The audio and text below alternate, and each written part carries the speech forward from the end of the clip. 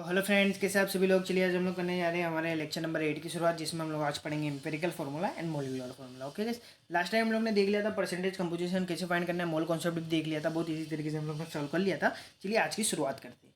Okay guys, तो हमारा जो एम्पेरिकल फार्मूला और मोलिकुलर फार्मूला क्या होता है, सबसे पहले ये दोनों वर्ड को तो हम लोग तोड़ते हैं, इसको समझते हैं कि ये चीज़ होती क्या है, इसको कैसे हम लोग को पढ़ना है। ओके गाइस, तो सबसे पहले मैं मोलिकुलर मास की बात करूँ तो मोलिकुलर फार्मूला, सबसे मैं मोलिकुलर फार्मूला की बात करूँ तो मोलिकुलर फार्मूला क्या होता है, it tell as the exact number of atom that are present in a molecule. ये हम लोग को क्या बताते हैं, एग्जैक्ट नंबर बताते हैं एटम्स का, जो मॉलिक्यूल्स के अंदर कितने प्रेजेंट है। मतलब एग्जैक्ट नंबर हम लोग को बताता है कि एक मॉलिक्यूल है, उसके अंदर ये पर्टिकुलर एटम कितनी मात्रा में प्रेजेंट है, ये पर्टिकुलर एटम कितनी मात्रा में प्रेजेंट है, और ये पर्टिकुलर एटम कितनी मात्रा में प्रेजेंट है। ओके गाइस, तो मॉलिकुलर फार्मूला वो होती है, वो चीज़ होती है जो हम लोग को एक मॉलिक्यूल के अंदर कितने एटम प्रेजेंट है एग्जैक्टली वो हम लोग को बताता है। ओके गाइस, तो हमारा ये मॉलिकुलर फार्मूला है। जैसे एग्जांपल देखो, यहाँ पर हमारा ग्लूकोज है, ग्लूकोज का फार्मूला क्या होता है, C6H12O6।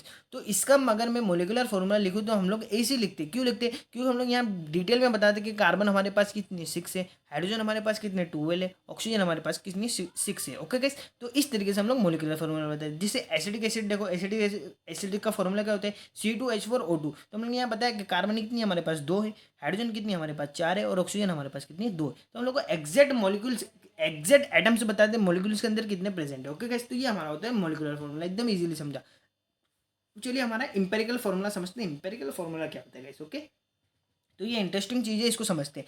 It is tell about the simple ratio of atom that are present in a molecule. ये हम लोग को क्या बताता है गाइस, जैसे ही हम लोग को यहाँ बता रहा था exact number of atom molecule, ये हम लोग को रेशियो बता के बताता है। इस tell about the ratio of atom, मतलब कितने अमाउंट में रेशियो प्रेजेंट है, एक मॉलिक्यूल है उसके अंदर कौन सा पर्टिकुलर एटम कितनी मात्रा में प्रेजेंट है, ये रेशियो के साइड में बताते हैं। ओके गाइस, तो जैसे हम लोग सिंपल रेशियो में बताते हैं गाइस। ओके, चलिए हम लोग एग्जांपल की मदद से समझते हैं तो आपको और समझ में आएगा।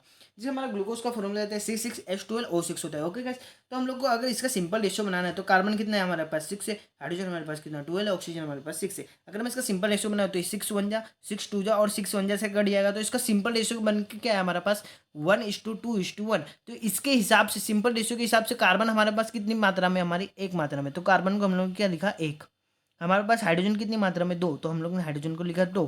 हमारे पास ऑक्सीजन कितनी मात्रा में 1, तो हम लोग ऑक्सीजन के लिखा 1। ओके गाइस, तो इस तरीके से हम लोग इंपेरिकल फॉर्मूला को रिप्रेजेंट करते हैं। ओके गाइस, हम लोग उसमें क्या बता रहे थे, हम लोग एग्जैक्ट नंबर बता रहे थे कितने एटम प्रेजेंट है मॉलिक्यूल के अंदर, पर हम लोग यहाँ बताते कि सिंपल रेशियो बताते हैं हम लोग एटम का मॉलिक्यूल के अंदर कितना प्रेजेंट है। ओके गाइस, तो इस तरीके से हम लोग इंपेरिकल फॉर्मूला को डिनोट करते हैं और हम लोग इस तरीके से पढ़ते हैं इंपेरिकल फॉर्मूला को। ओके गाइस, तो इसका इंपेरिकल फॉर्मूला कुछ ऐसा हो जाएगा ग्लूकोज का। अब जैसे हम लोग एसिडिक एसिड का देख लेते हैं, एसिडिक एसिड में हमारे पास कार्बन कितनी 2 है, और हाइड्रोजन कितनी 4 है, और ऑक्सीजन कितनी हमारी 2। इसका अगर मैं सिंपल रेशियो निकाल लूँ 2 1 जा 2 2 जा 2 1 जा। ओके गाइस, तो 1:2:1। तो ये इस तरीके से हमारा आ गया। तो इसके हिसाब से, सिंपल रेशियो के हिसाब से हमारे कार्बन कितनी प्रेजेंट है 1, तो कार्बन हमने 1 लिख दिया। हाइड्रोजन कितनी प्रेजेंट है 2, तो 2 लिख दिया। ऑक्सीजन कितनी प्रेजेंट है 2 लिख 1 लिख दिया। ओके गाइस, 1 प्रेजेंट है तो 1 लिख दिया। तो देखो, empirical formula of acidic acid और इंपेरिकल फार्मूला ऑफ ग्लूकोज दोनों सेम है, हो सकते हैं। ये तो बाई चांस हो गया, बाकी हो सकते हैं। ओके गैस, ओके, चलिए हमारे चलते अब लास्ट वाले पॉइंट पर। हमारा लास्ट वाला पॉइंट हम लोग क्या हो रहा है, both empirical formula and molecular formula are same. बहुत से केसेस में ऐसा भी हो सकता है कि जो इंपेरिकल फार्मूला है और जो मॉलिकुलर फार्मूला है वो हमारे सेम भी हो सकते हैं। जिसे हम लोग एग्जांपल से लेके समझते हैं तो आपको और समझ में आएगा। ओके, अगर मॉलिकुलर फार्मूला का अगर मैं सिंपल रेशियो निकालूँ तो वो हमारा क्या आएगा, कार्बन का क्या होता है, कार्बन यहाँ हमारे पास कितनी 1 है, तो 1 है, और ऑक्सीजन हमारे पास कितनी है 2, तो इसका 1:2 आ गया। अगर हम लोग इसका इंपेरिकल फार्मूला भी देखें तो वो भी हमारा क्या आ रहा है, सेम आ रहा है। ओके, कार्बन भी यहाँ पर 1 है और ऑक्सीजन भी हमारी यहाँ पर 2 है। ओके गाइस, जैसे कार्बन मोनोऑक्साइड हो गया CO, तो हमारे पास कार्बन कितना 1 है, ऑक्सीजन कितना 1 है, तो हमारा ये क्या हो गया, सिंपल रेशियो 1:1। कार्बन मोनोऑक्साइड का इंपेरिकल फार्मूला भी अगर मैं निकालूंगा तो वो भी क्या हो जाएगा हमारा 1:1। जैसे H2 हो गया हमारा, H2 के अंदर हाइड्रोजन कितनी हमारी 2 है, ऑक्सीजन कितनी 1 है, और यहाँ भी देखो तो हमारी हाइड्रोजन 2 है और ऑक्सीजन 1 है। तो इस तरीके से हमारे इंपेरिकल फार्मूला और मॉलिकुलर फार्मूला भी सेम हो सकते हैं बहुत केसेस में। ओके गाइस, तो चलिए हमारे चलते हैं अब नेक्स्ट पेज की तरफ। तो इसलिए गाइस वहाँ हम लोगों ने नेक्स्ट पेज पे पढ़ गया है इंपेरिकल फार्मूला और इंपेरिकल मॉलिकुलर फार्मूला पढ़ गया है। तो इंपेरिकल मास और मॉलिकुलर मास कैसे फाइंड करते हैं ये भी देख लेते हैं, ये क्या चीज़ होती है ये भी देख लेते हैं। तो जो इंपेरिकल मास होता है वो क्या होता है, the sum of the atom represent in empirical formula. जो इंपेरिकल फार्मूला हमारा हमारा बना था, जिस तरीके से हमने रिप्रेजेंट किया था, अगर हम लोग उसका सम कर देते तो वो हमारा क्या हो जाएगा, इंपेरिकल मास हो जाएगा। जैसे हम लोग ने ग्लूकोज का इंपेरिकल फार्मूला निकाला था CH2O, ये निकाला था हम लोग ने ग्लूकोज का इंपेरिकल फार्मूला। ओके गाइस, मैं आपको बताता हूँ, देखो यहाँ पर हम लोग ने इंपेरिकल फॉर्मूला निकाला था, ग्लूकोज का कितना निकाला था, CH2O, ये हम लोग ने इंपेरिकल फॉर्मूला निकाला था। अगर मेरे को इसका इंपेरिकल मास निकालना है तो उसको जैसे मैंने रिप्रेजेंट किया था उसका ही मैं मास निकालूंगा। जैसे कार्बन का होता है हमारा 12 होता है, उसका हम लोग को क्या बोला, सम करने के लिए बोला, तो कार्बन का हमारा होता है 12, हाइड्रोजन का होता है 1, हमारे पास 2 हाइड्रोजन होते हैं तो उसका हो जाएगा 2, ऑक्सीजन का होता है हमारा 16। अगर मैं इसका सम कर दूँ तो हमारा 30 MU, तो हमारा इंपेरिकल मास भी हमारा निकल कर आ गया। तो इस तरीके से हम लोग इंपेरिकल मास फाइंड करते हैं। हम लोग कोई भी मॉलिक्यूल दो तो हम लोग उसको पहले इंपेरिकल फॉर्मूला में कन्वर्ट करेंगे, उसके हिसाब से उसका मास निकालेंगे। ओके गाइस, फिर हमारे यहाँ आता है मॉलिक्यूलर मास। तो मॉलिक्यूलर मास तो बहुत ईजी होता है हमारा, क्या होता है, sum of mass all the atom present in a molecule, मतलब मॉलिक्यूल्स के अंदर कितने सारे एटम प्रेजेंट है उन सबका क्या कर दो, सम कर दो। जैसे हमारे पास यहाँ कार्बन कितनी है, 6 है, एक कार्बन का वेट होता है हमारा 12। हाइड्रोजन हमारे पास कितने 12 है, एक हाइड्रोजन का वेट क्या होता है हमारा 1 होता है, उसको मल्टीप्लाई कर दिया। फिर सम हमारे पास ऑक्सीजन कितनी है, हमारे पास 6 है, एक ऑक्सीजन का वेट होता है हमारा 16, मल्टीप्लीकेशन कर दिया। फिर ये इन लोग का मल्टीप्लीकेशन सोल्व किया तो इसका मल्टीप्लीकेशन किया तो 72 आया, इसका मल्टीप्लीकेशन आया तो 12 आया, इसका मल्टीप्लीकेशन किया तो 96 आया। जब इसका मैं मोलिकुलर मास निकालूंगा तो हमारा कितना आएगा 180 AMU, जब इसका हम लोग सम कर लेंगे। तो मोलिकुलर मास हमारा किसी इस तरीके से निकालते हैं और इंपेरिकल मास हमारा कुछ इस तरीके से निकालते हैं। ओके गाइस, तो चलिए हमारे अब चलते इन लोग दोनों के बीच का हमारा रिलेशन देख लेते हैं। इन लोग दोनों के बीच के अंदर रिलेशन क्या है। ओके गाइस, तो रिलेशन बिटवीन मोलार मास और इंपेरिकल मास। ओके गाइस, तो यहाँ पर हम मोलार मास और इंपेरिकल मास के अंदर कुछ रिलेशन होते हैं वो भी देख लेते हैं हम लोग कैसे होते हैं। तो यहाँ पर हम लोग ने क्या बोला है कि molecular mass is equal to n time of empirical mass होता है गाइस। ओके, अब यहाँ मास लिखा है तो यहाँ फॉर्मूला भी लिख सकते हो और यहाँ भी फॉर्मूला लिख सकते हो। इसका मतलब molecular formula is equal to n time of empirical formula. फिर या तो आप ऐसे भी लिख सकते हो, molecular mass equal to n time of molecular mass. तो बस ये n क्या है ये भी देख लेते हैं हमारा। Molecular mass is the n time of the empirical mass, but the n की वैल्यू हमारी 1 2 3 4 5 कुछ भी हो सकती है गाइस। ओके, तो हम लोग को एन की वैल्यू फाइंड कर लेंगे तो हम लोग को पता चल जाएगा इंपेरिकल फॉर्मूला या इंपेरिकल मास कितना मोलिकुलर मास के टाइम में। ओके गाइस, तो जैसे हम लोग को यहाँ एन की वैल्यू फाइंड करनी है ग्लूकोज के अंदर। ओके गाइस, ग्लूकोज के अंदर फाइंड करनी है तो हम लोग को एन की वैल्यू निकालनी है गाइस। ओके, तो मेरे को एन की वैल्यू जब निकालनी होगी तो ये इसके साथ इंपेरिकल मास यहाँ क्या है, इसके साथ मल्टीप्लिकेशन में, इसके मोलार मास के नीचे आ जाएगा तो डिवीजन में आ जाएगा। इसका मतलब ये मल्टीप्लिकेशन में इधर आएगा तो डिवीजन में। तो गाइस हम लोग ने यहाँ ये लिखा है, अगर मेरे को ग्लूकोज के लिए एन की वैल्यू फाइंड करनी है, मतलब कितना एन टाइम होगा हमारा मोलिकुलर मास कितना इंपेरिकल मास के एन टाइम होगा, तो मेरे को वो वैल्यू फाइंड करनी है ग्लूकोज के लिए। तो मेरे को एन की वैल्यू फाइंड करनी है तो मैंने फॉर्मूले को रीअरेंज किया, तो molecular mass is equal to क्या अपन क्या हो जाएगा हमारा इंपेरिकल मास। तो हम लोग ग्लूकोज का मोलिकुलर मास निकला था कितना आया था 180 आया था गाइस। ओके, और इंपेरिकल मास हम लोग ने निकाला था कितना आया था 30 आया था। ओके, देखो हम लोग ग्लूकोज के लिए निकला था ना, तो 30 आया था और यहाँ पर 180 आया था। तो हम लोग ने लिख दिया मोलिकुलर मास हमारा कितना है 180 आया और इंपेरिकल मास हमारा कितना है 30 आया। तो मैंने जब इसको सॉल्व किया, कैंसिल आउट करके सॉल्व किया, तो हमारी एन की वैल्यू कितनी आ गई 6। तो मतलब ग्लूकोज के लिए एन की वैल्यू कितनी आ गई 6 आ गई। ओके, तो चलिए हमारे चलते हैं अब नेक्स्ट पेज की तरफ। जैसे हम लोग को अगर एसिडिक एसिड के लिए हम लोग को फाइंड करनी है एन की वैल्यू, तो हम लोग किस तरीके से फाइंड करेंगे, हमारा एन की वैल्यू क्या हो जाएगी हमारी इंपेरिकल मास मोलिकुलर मास अपॉन इंपेरिकल मास, जो इनका हम लोग ने अभी लास्ट पेज पे जो फॉर्मूला लगाया था सेम वही फॉर्मूला निकालना है। अगर हम लोग को मोलिकुलर मास फाइंड करना है एसिडिक एसिड का, मोलिकुलर मास तो हम लोग को फाइंड करना पड़ेगा, तो उसका फॉर्मूला क्या होता है C2H4O2, ये हमारा एसिडिक एसिड का फॉर्मूला है। तो हमारे एक कार्बन का वेट क्या होता है गाइस 12 होता है, तो 2 कार्बन का वेट क्या हो जाएगा 24 हो जाएगा। एक हाइड्रोजन का वेट क्या होता है 4 होता है, तो 4 हाइड्रोजन का वेट हमारा क्या हो जाएगा 4 हो जाएगा। एक एक ऑक्सीजन का वेट हमारा 16 होता है, तो 2 ऑक्सीजन का वेट हमारा 32 हो जाएगा। तो जो मोलिकुलर मास निकल कर आ जाएगा वो हमारा 60 आ जाएगा। इंपेरिकल फार्मूला हम लोग ने फर्स्ट पेज पे निकाला था एसिडिक एसिड का, वो हमारा क्या था CH2O। तो ये सेम ग्लूकोज की तरफ आया था, तो ग्लूकोज का भी मास हमारा हो जाएगा 30 MU, मतलब एसिडिक एसिड का जो इंपेरिकल मास है वो हमारा कितना होगा 30 हो जाएगा। तो जब मैंने इसको मोलिकुलर मास अपन इंपेरिकल मास के फॉर्मूला लगा 60/30, 60 यहाँ से निकाला और 30 यहाँ से निकाला। ओके गैस, तो एसिड के लिए एन की वैल्यू कितनी आ गई 2 आ गई। तो हम लोग एन की वैल्यू इसलिए फाइंड करते हैं हम लोग को पता चले कि कितने time molecular mass n time empirical mass के बराबर है।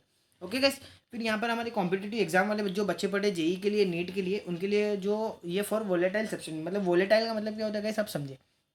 वोलेटाइल सब्सटेंस कुछ ऐसे होते हैं, अगर जैसे एक कंटेनर है, जैसे कोई एक कंटेनर ऐसा समझो कि जैसे ये कंटेनर है। ओके गैस, तो इस कंटेनर के अंदर मैंने कुछ मॉलिक्यूल्स या पार्टिकल्स हम लोग ने रख दिए। ओके गैस, तो जिसके जो पार्टिकल्स हम लोग ने रखे अगर उसके वेपर्स बन रहे, अगर वेपर बने, वोलेटाइल का मतलब इसी होता है जो अगर जिसके वेपर्स बने रहे। ओके गैस, तो उसके जो वेपर बन रहे उस पार्टिकल्स को हम लोग क्या बोलते हैं वोलेटाइल सब्सटेंस है, मतलब इसके अंदर जो सब्सटेंस पड़ा है वो वोलेटाइल है, मतलब वो खुद के पार्टिकल्स बना रहा है। इसको मैं बंद कर दूँ तो हम लोग को पता चलेगा कि इसके वेपर्स बन रहे हैं। ओके गैस, वेपर्स हम लोग को यहाँ बनते हुए दिखते हैं। ओके गैस, तो वो हमारे होते हैं वोलेटाइल सब्सटेंस। ओके गैस, तो जो हमारा मोलार मास या हमारा जो मोलिकुलर मास वो हमारा इक्वल टू क्या होता है 2 टाइम ऑफ वेपर डेंसिटी।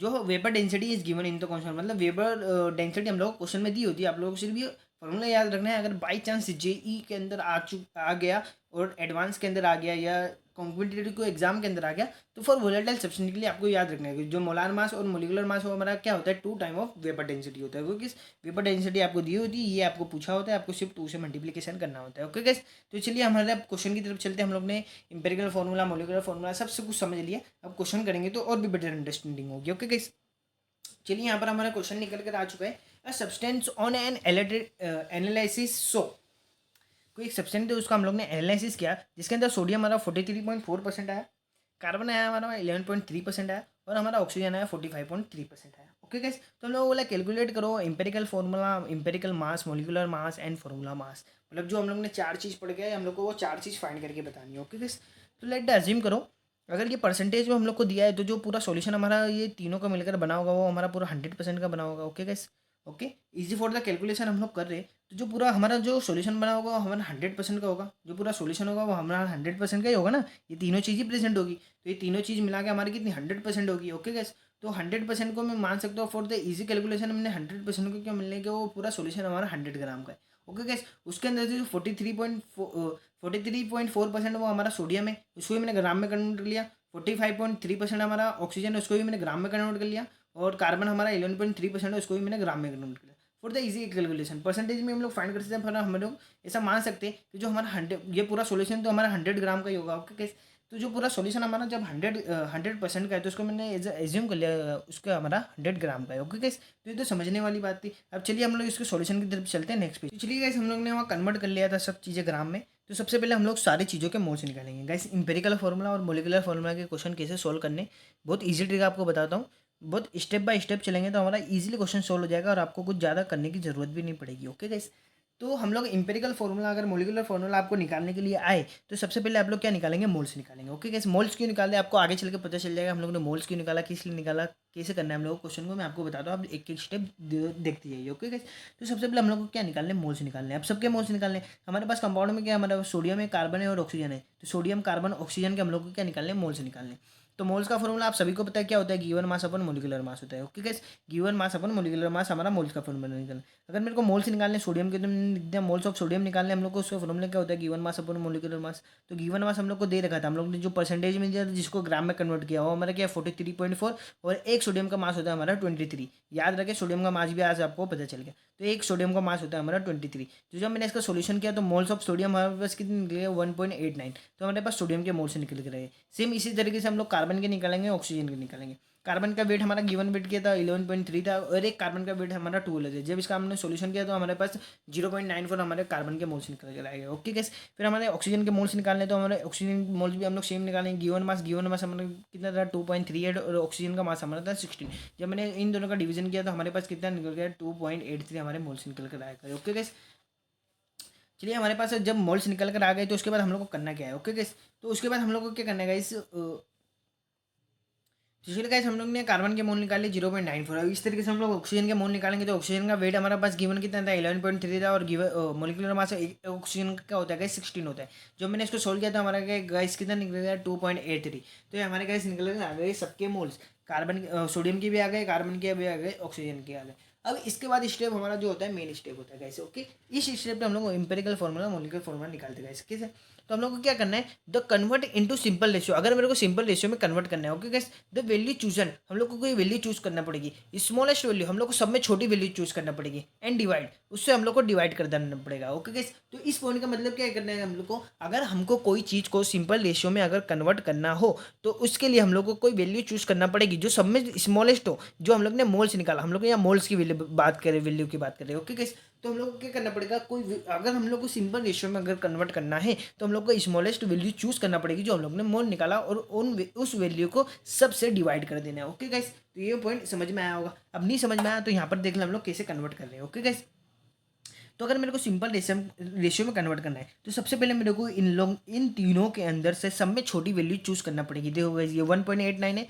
ये 2.83 और ये 0.94 है। तो इन तीनों के अंदर जो सब में छोटी वैल्यू है ये हमारी ये है। तो हम लोग यहाँ लिख दिया सब में छोटी वैल्यू हमारे क्या है 0.94। तो और हम लोग को क्या बोला है उस वैल्यू को चूज करो और सबसे डिवाइड कर दो। मतलब ये मोल जो निकल कर आए हैं ना, सबसे डिवाइड करना है हम लोग को। मतलब 1.89 को 0.94 से, इसको भी 0.94 से डिवाइड करना है और इसको भी 0.94 से डिवाइड करना है। तो हमारा किस में कन्वर्ट हो जाएगा, सिंपल रेशियो में कन्वर्ट हो जाएगा। ओके गाइस, तो सिंपल रेशियो में कन्वर्ट करना है मेरे को, तो सोडियम को करना पड़ेगा, कार्बन को भी, ऑक्सीजन को भी। ओके गाइस, तो हमारे पास सोडियम के मोल कितने थे, 1.89 डिवाइड किससे करना है, 0.94 से, सब में छोटी वैल्यू से। ओके गाइस, कार्बन के मोल हमारे पास कितने हैं, 0.94, और डिवाइड किससे करना है हम लोग, सब में छोटी वैल्यू 0.94 से डिवाइड कर देंगे। ऑक्सीजन के मोल कितने हैं, 2.83, और इसको हम लोग डिवाइड किससे करना है, 0.94 से, तो इसको डिवाइड करना है। ओके गाइस, तो जब मैंने इसका सोल्यूशन किया तो ये हमारा 2 टाइम्स कट गया, इसको काटेंगे तो 1 टाइम कटेगा, और इसको जब हम लोग ने काटा तो ये हमारा कितना 3 टाइम कट गया। ओके गाइस, तो इससे मतलब पता चला कि जो हमारा सोडियम है वो हमारा 2 टाइम है, कार्बन है हमारा कितना 1 है, और हमारा ऑक्सीजन कितनी 3 बार है।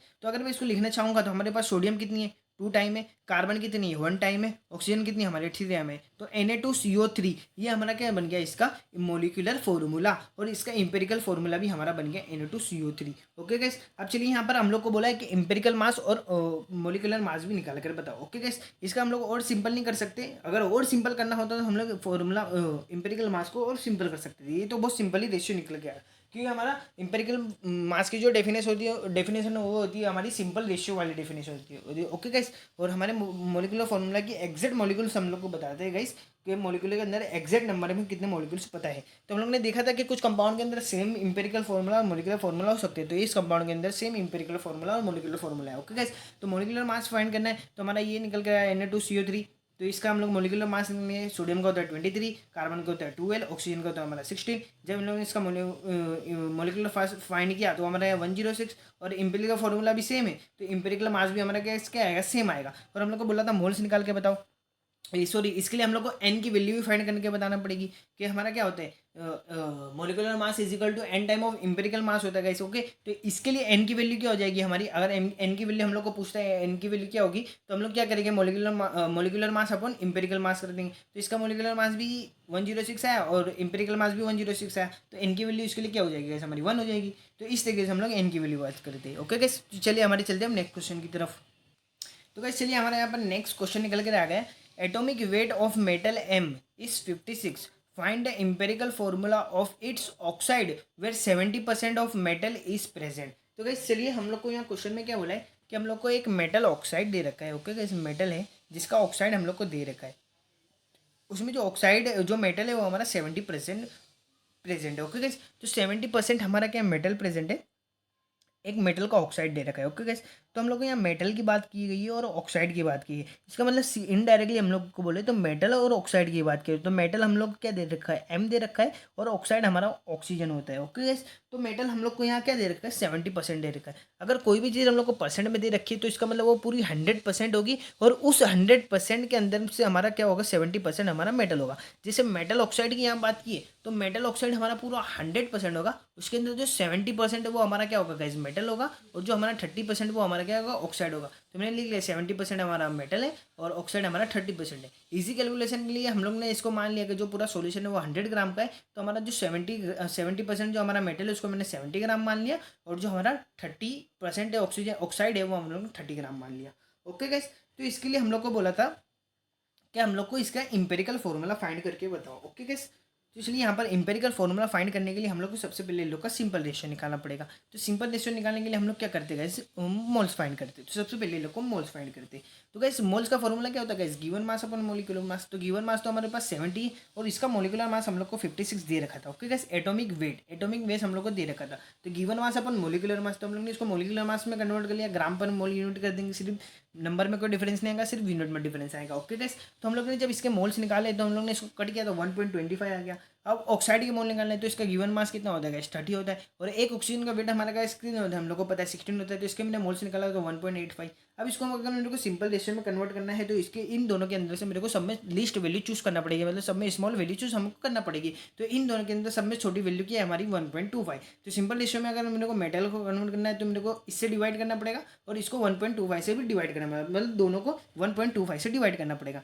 तो मैंने मेटल वाली वैल्यू को लिया 1.25 को 1.25 से जब मैंने डिवाइड किया तो उसका आंसर क्या है 1 आया, और ऑक्सीजन को मैंने डिवाइड किया तो इसका आंसर क्या है 1.5 आया, मतलब डेसिमल में आया गाइस। ओके, तो यहाँ पर देखो हमारा डेसिमल में आया, जिसमें मैंने इसको कट किया तो 1 आया, और इसको जब मैंने डेसिमल किया तो 1.5 आया।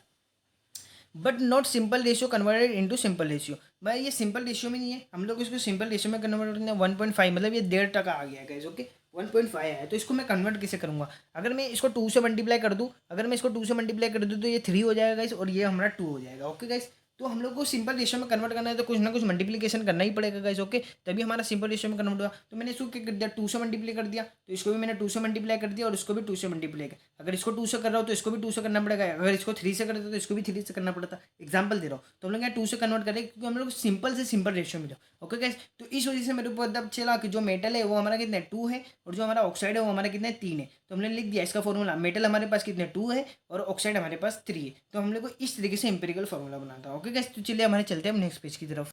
तो चलिए गाइस, यहाँ पर हमारी प्रॉब्लम 1.2 आ चुकी है। वैसे तो मैंने इसकी अलग से वीडियो भी बना के रखी है, फिर भी आप चलिए वो वाली वीडियो देख लेना। हमारे यहाँ आज का लेक्चर यहाँ पर खत्म करते हैं। चलिए, उम्मीद करता हूँ आज का वीडियो आपको पसंद आया होगा। वीडियो पसंद आया तो वीडियो को लाइक करें, चैनल को सब्सक्राइब करें, अपने फ्रेंडों के साथ शेयर करें। चलिए मिलते हैं अगली शानदार वीडियो में, और प्रॉब्लम वाली प्लेलिस्ट में जाके 1.2 प्रॉब्लम देख ले। ओके गाइस, मैंने बहुत डिटेल में समझाया। चलिए मिलते हैं अगली शानदार वीडियो में, तब तक के लिए बाय बाय।